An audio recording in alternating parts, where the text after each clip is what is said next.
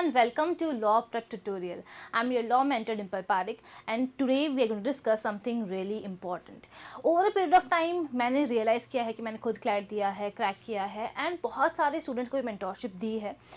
So we have seen that एक trait होता है, कुछ ऐसी मिस्टेक्स होती हैं जो हर कैंडिडेट ना चाहते हुए भी कमिट करते हैं. एंड नाउ दैट इतना कम समय हमारे पास बचा है, वी डोंट वांट कि आप उन मिस्टेक्स को कमिट करो. एज अ रिजल्ट आज इस पर्टिकुलर सेशन को हम लेकर आए हैं, तो आपको हमारे साथ इस वीडियो के एंड तक बने रहना है.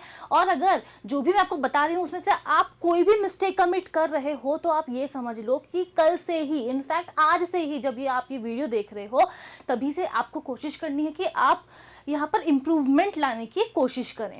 So now talking about the first thing, not reading the newspaper. बहुत सारे स्टूडेंट्स हैं जिनको ये लगता है कि it is a wastage of time, है ना. मे बी शायद आपको भी लगता होगा कि न्यूज़पेपर पढ़ करके तो टाइम वेस्ट होता है, इससे अच्छा है किसी एप्लीकेशन से पढ़ लेंगे, कोई मैगज़ीन से हम लोग करंट अफेयर्स देख लेंगे. बट आप ये रियलाइज़ नहीं करते हो कि न्यूज़पेपर रीडिंग से आपके बहुत सारे फ़ायदे हो रहे हैं. क्लैट का जो पैटर्न है वो तो आपने देखा ही होगा, वो पैसेज बेस्ड है. वहाँ पर आपकी कॉम्प्रिहेंसिव स्किल्स जो है वो काम आने वाली है. एंड एज अ रिजल्ट अगर आपकी स्पीड इंक्रीज नहीं होगी, अगर आपको कॉम्प्रिहेंशन करने में दिक्कत आ रही है कि आखिर बोलना क्या चाह रहा है ये पैसेज, अगर आपकी वोकैबुलरी अच्छी नहीं है तो वो पैसेज भी हम समझ नहीं पाएंगे. तो आपको न्यूज़पेपर रीडिंग करने के लिए सिर्फ इसीलिए नहीं कहा जाता है क्योंकि आपको वहाँ से करंट अफेयर्स पढ़ने हैं, लेकिन ये आपको सारे ही सब्जेक्ट्स में हेल्प करेगा, चाहे वो हो क्रिटिकल रीजनिंग, चाहे वो हो इंग्लिश, वो हो करंट लीगल अफेयर्स या फिर current affairs. And as a result आप चाहे, आपसे ये नहीं कहा जा रहा कि आप 3-4 घंटे इन्वेस्ट करो यहाँ पर, नहीं, लेकिन मिनिमम जितना भी वक्त आप दे सकते हो न्यूज़पेपर रीडिंग को वो आपको देना चाहिए. Now coming to the next point, not giving mock test. There are a lot of students जिनको डर लगता है लेकिन वो एक्सेप्ट करने को तैयार नहीं होते हैं कि हमें डर लगता है. उन्हें लगता है कि एक बार पूरे कॉन्सेप्ट्स पढ़ लेते हैं, सेक्शनल टेस्ट दे लेते हैं, लास्ट में जो 2 महीने होंगे या लास्ट का जो एक मंथ बचेगा नवंबर वाला, उसमें बैठ के आराम से मॉक टेस्ट देंगे. But this is not how it works. Mock test क्यों दिया जाता है? ताकि जो एग्ज़ाम डे है उसके लिए आपको प्रिपेयर किया जा सके. अभी से जब आप मॉक टेस्ट दोगे, आप ये समझो कि जब हमारा जन्म होता है तो क्या जन्म होते ही हम चलना सीख जाते हैं? नहीं सीखते हैं ना. बहुत बार गिरते हैं, क्रॉल करते हैं, चीज़ों को पकड़ के चलते हैं, फाइनली सही तरीके से हम चलना सीख पाते हैं. ठीक उसी तरीके से क्या फाइनल 1 मंथ में जब आपको रिवीजन पे फोकस करना होगा तब क्या आप ये सीख पाओगे 1 मंथ में कि मॉक टेस्ट कैसे देना है? Because there are a lot of reasons why हमें मॉक टेस्ट देने होते हैं और उसको एनालाइज भी करना होता है. सिर्फ और सिर्फ मॉक टेस्ट देना नहीं है, उसको एनालाइज भी करना है.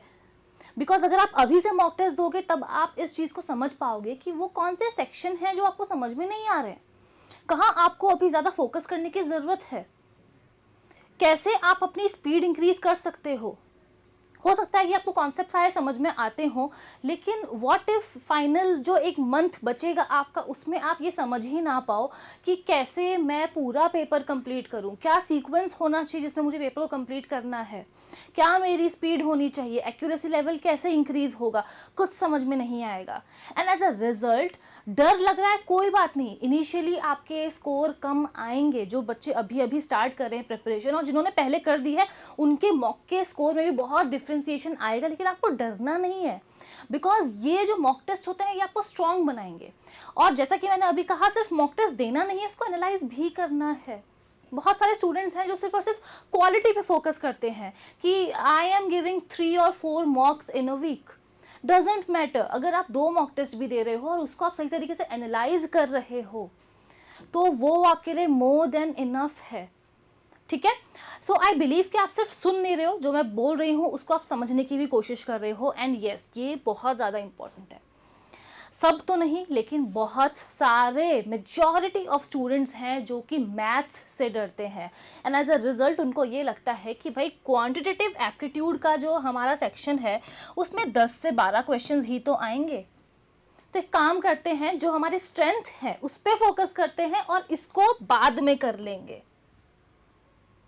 बट ट्रस्ट मी, जब आपके एग्ज़ाम आने वाला होगा, नज़दीक होगा, 1 महीने 45 डेज़ बचेंगे, तब ना एंग्जाइटी होने लगेगी कि ये तो मुझे आता ही नहीं है, अब क्या होगा। और उस एंग्जाइटी की वजह से आप तब इस सब्जेक्ट पे फोकस नहीं कर पाओगे।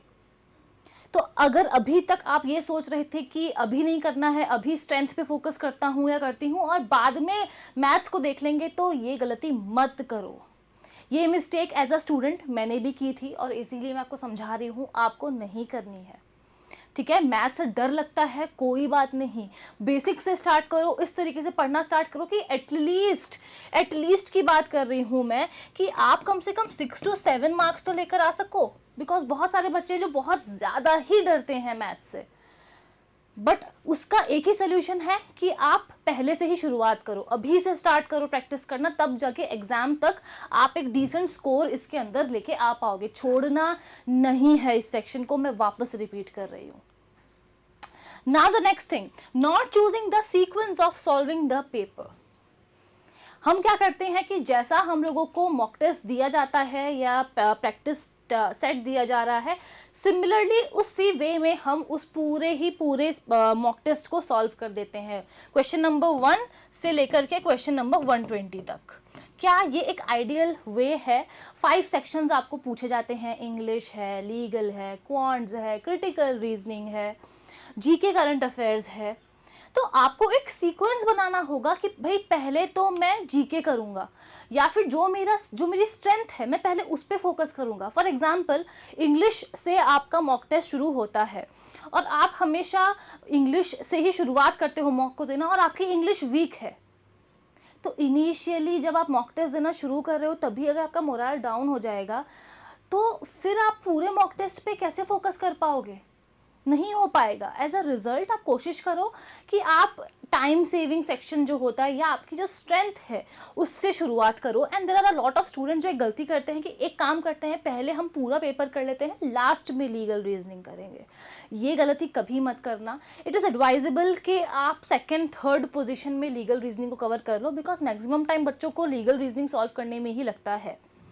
लास्ट में कभी भी लीगल रीजनिंग हम नहीं करेंगे, इस बात का ध्यान देंगे। Now the next thing is not setting achievable targets. अब इससे मेरा क्या मतलब है? बहुत लॉन्ग टारगेट सेट कर लेते हैं, 1 महीने 2 महीने में हम क्या करने वाले हैं वो सेट कर लेते हैं। इस तरीके से वर्क नहीं करती है चीज़ें। आपको शॉर्ट टर्म गोल्स बनाने हैं। For example, when I was a student, मैं हर संडे को बैठ कर के अपना एक प्रॉपर टाइम टेबल बनाती थी for the coming week. Because अगर वो वर्क नहीं भी कर रहा है ना, तो आपको एक वीक में ही रियलाइज हो जाएगा कि नहीं, this is not the perfect time table which is shooting.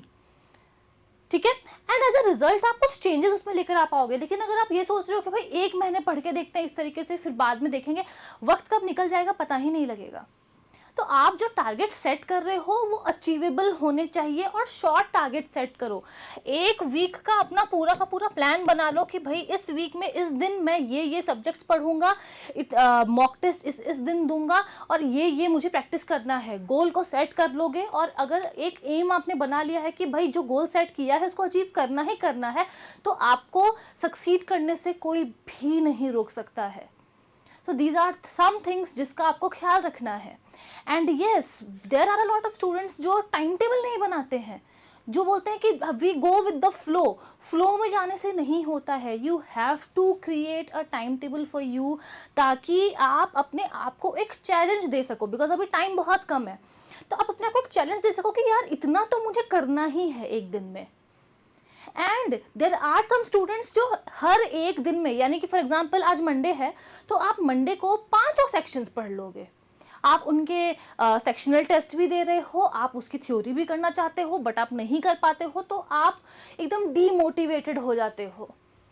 But पहले आप खुद से पूछो कि क्या वो सही तरीका है? नहीं, 5 सेक्शंस कभी भी एक साथ एक दिन में नहीं पढ़ना होता है। एज अ रिजल्ट एक टाइम टेबल बनाओ कि मंडे को, for example let's say I am going to study और रीड अबाउट लीगल रीजनिंग, मैं उसकी प्रैक्टिस भी करूंगा, और साथ में आपका जो भी एक एरिया ऑफ वीकनेस है उसको तो आप अगर रोज भी करोगे तो अच्छा। फॉर एग्जाम्पल आपकी मैथ्स बहुत खराब है, वक्त अब कम है, तो आप रोज जो सब्जेक्ट पढ़ रहे हो उसके साथ में मैथ्स तो आप रोज ही कर रहे हो प्रैक्टिस।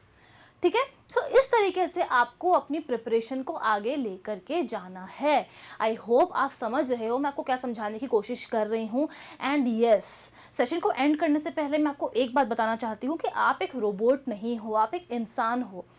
तो जो बच्चे 12th में हैं और स्ट्रगल कर रहे हैं कि बोर्ड्स के साथ साथ हम क्लैट कैसे देंगे, देखो फर्स्ट ऑफ ऑल अगर आप ये सोच रहे हो कि क्लैट को क्रैक करना ज़्यादा इंपॉर्टेंट है, 12th में तो 45% आ जाएगा वो भी चल जाएगा, नहीं। इस तरीके से हमें अपना गोल सेट नहीं करना है। हमें कोशिश करनी है कि 12th में भी हम अच्छे मार्क्स लेकर के आएँ और क्लैट को भी हम एस करें। और उसके लिए आपको लेने होंगे छोटे छोटे ब्रेक्स। एक बार में आपको 6 घंटे 7 घंटे की सिटिंग नहीं देनी है। ये ह्यूमन ब्रेन है, रोबोट नहीं है, एआई नहीं है कि वो नॉन स्टॉप पढ़ते रहेगा। आपको कुछ समझ में नहीं आएगा, आपको लग रहा होगा कि आप इतना पढ़ रहे हो, एक सिटिंग में 6 घंटे 3 घंटे 4 घंटे आपने पढ़ लिए, बट आपका जो माइंड है वो धीरे धीरे ड्रेन होने लगेगा, आपका मन नहीं करेगा रोज़ पढ़ने का। ठीक है। And as a result 2.5 hours की सिटिंग लो, उसके बीच में 10-15 मिनट उठो, घर में घूम कर आओ, लोगों से बातें करो, फ्रेंड्स से बात कर लो, आपको जो करना पसंद है वो कर लो। ठीक है। आपको म्यूजिक सुनना पसंद है, 2.5 घंटे आपने पढ़ाई किए, एक गाना सुन लो, फिर वापस शुरू करो। एंड इस तरीके से आपको पूरी प्रिपरेशन कर लेनी है। And that is all about it. I hope जितनी भी बातें मैंने आपको समझाई है दिल से वो आपको समझ में आ रही हो। समझ में आई है तो मुझे कमेंट करके ज़रूर बताना कि यस मैम आपने जो बोला है वो समझ में आया है, और जो गलतियां हम कर रहे थे वो अब नहीं करेंगे। हर एक स्टूडेंट का मुझे कमेंट सेक्शन में कमेंट चाहिए। And if there is any student जिसको लगता है कि मैं कैसे प्रिपेयर करूँ, कहाँ से मॉक टेस्ट लूँ, अगर मुझे क्वालिटी बैच चाहिए, एजुकेशन चाहिए, तो फिर मैं वो क्वालिटी एजुकेशन कहाँ से लूँ फॉर क्लैट, तो मैं आपको बता देती हूँ कि आप हमारी जो वेबसाइट है लॉ प्रेप ट्यूटोरियल की उसको विजिट कर सकते हो। And this is the number जिस पे आप कॉल करके आपको जो भी इंक्वायरी लेनी है वो आप ले सकते हो। So yes, that is all about it. I will see you all in the next session. Thank you so much.